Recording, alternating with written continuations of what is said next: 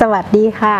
วันนี้เราก็จะมาทำเมนูปลาหมึกต้มหวานนะคะเรามาดูวัตถุดิบกันเลยค่ะว่ามีอะไรบ้าง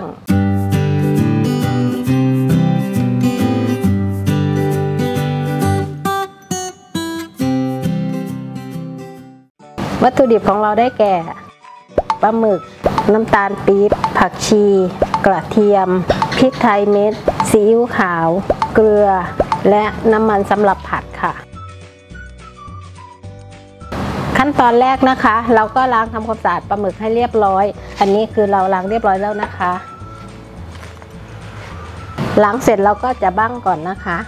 ตอนที่เราล้างทำความสะอาดนะคะเราก็เอาตรงขี้แล้วก็ตาดำๆนะมันออกนะคะ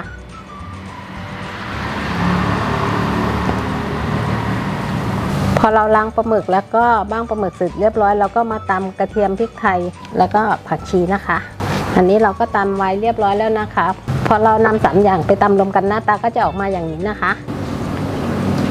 หลังจากนั้นเราก็เปิดแก๊สตั้งกระทะให้ร้อนนะคะแล้วก็ใส่น้ำมันด้วยค่ะน้ำมันก็ใส่ประมาณ2 ช้อนโต๊ะนะคะพอน้ำมันเริ่มร้อนเราก็ใส่3 เกลือนี่นะคะลงไปเลยที่เราตำไว้เมื่อกี้นะคะ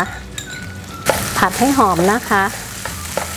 พอเริ่มหอมเราก็ใส่ปลาหมึกเลยค่ะนี่ค่ะ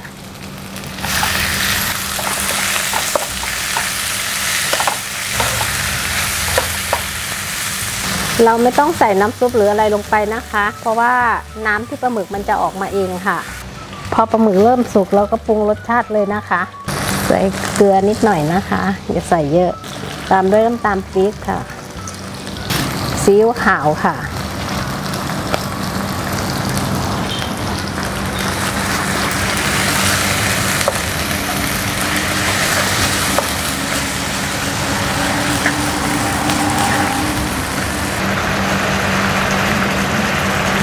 เราให้เหลือน้ำน้อยๆนะคะเหมือนน้ำหดเขาเรียกว่าน้ำหวดหรืออะไรประมาณนี้ค่ะแต่ถ้าใครอยากแบบ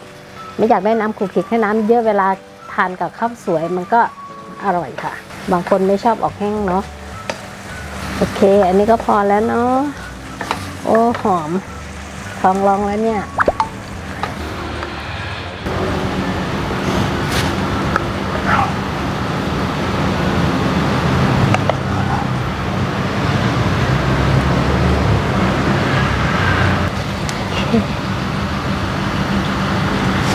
เสร็จเรียบร้อยแล้วนะคะปลาหมึกต้มหวานค่ะ